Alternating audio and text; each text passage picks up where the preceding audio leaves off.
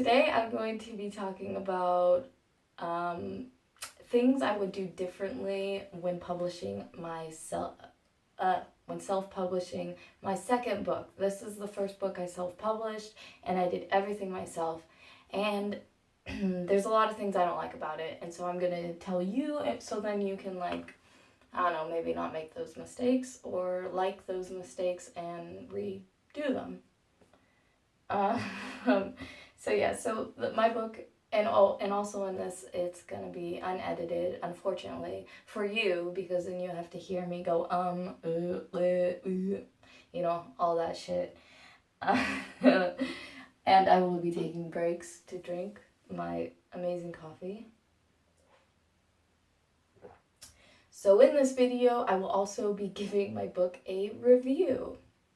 And it's going to be a 1 to 5 star review, where 3 is the middle. 4 is wow, that was pretty good. 5 is yeah. 2, not so good. 1, shit. Don't read this book, don't buy it, don't even look at it, burn it. Okay, so we're gonna figure out if I think we should burn this book that I wrote, or if I think maybe it's okay for some eyes to read it. And also, like I said, I'm gonna talk about the things I would do differently.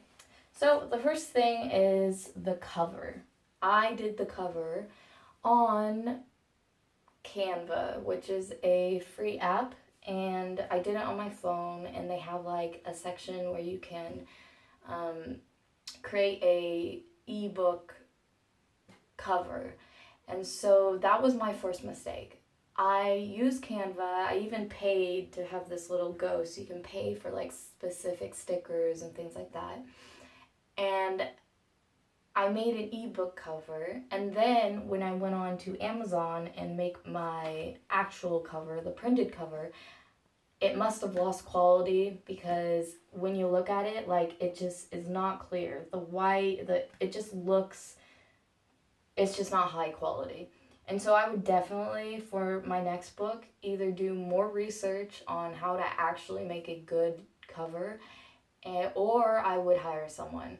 And I think I might decide to hire someone, just because I don't want to put in that time and effort to figure it out when I could be putting that time somewhere else, because time is the most valuable thing. Blah, blah, blah. Hence why I talk so fast, so you don't waste so much of your time. No. Okay. So cover, it's alright. Yeah. Oh, the back. The back I'm actually really proud of. So the back says, "When I look into the mirror, it is not what I see, but what I believe, which reflects back at me." And this was a poem I wrote just real quick, and then when I put it in the back, I was like, shit, that looks good. It looks like a shape. So I actually really like the back. It probably should have my name right there or something. I don't know, I'm not an expert, but okay, so let's go in. So first, it is just the intro page, Drunk Driving into Your Soul, a poetry collection, Esther Sprague. I think I should have said by Esther Sprague right here, so it would look more professional.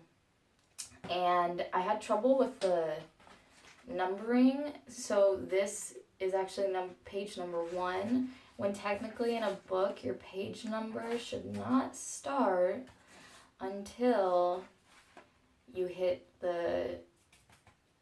after the table of contents. So that was a mistake that I made, and that really bothers me. It might not bother some people. To me, it looks shitty.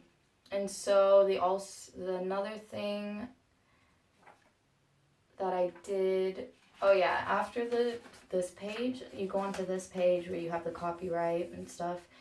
And I said cover design by Esther Sprague. I think I was kind of ignorant. I should have said created with Canva. I don't know. Because some people assume that I drew it, because I do draw, but for some reason I didn't draw my own.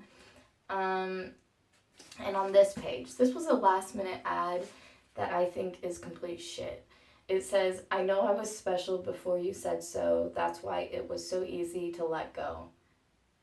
I mean, it just sounds like garbage to me. Like, why did I put that like on the first thing that you can read?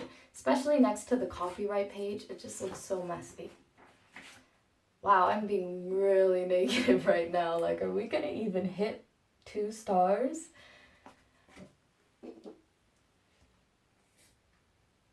Then we get to the dedication, which is on this page, which should actually, I believe, be on this page.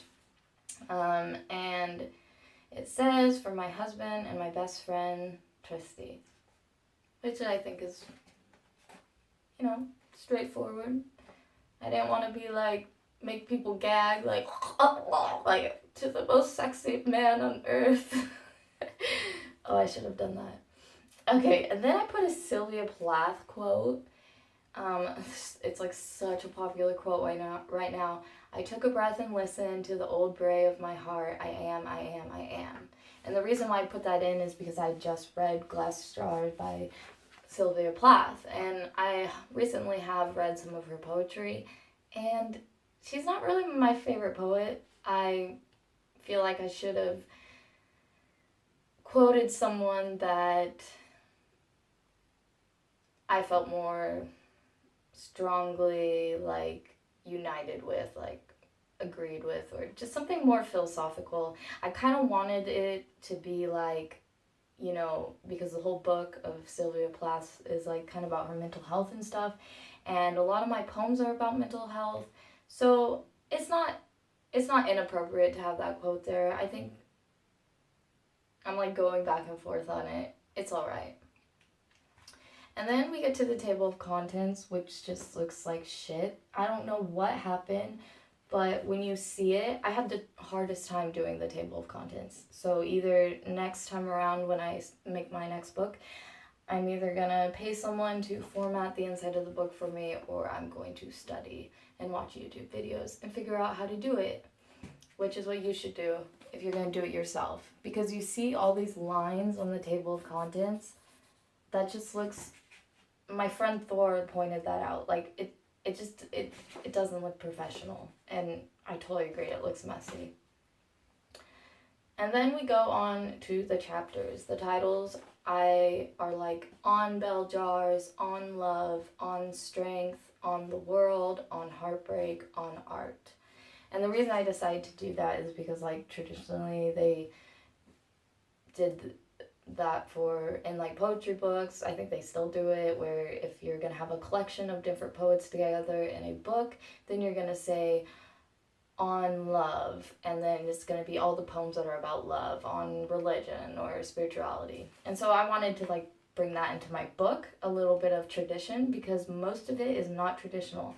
I chose to not have any capitalization in my book, which I know is like not like people of the higher class society of poetry do not take you seriously if you do not have capitalization for a simple I or something. But to me that was an artistic thing, and I love being artistic and quirky and different, so I just decided to do that. And I don't regret it. I think it looks kind of cool.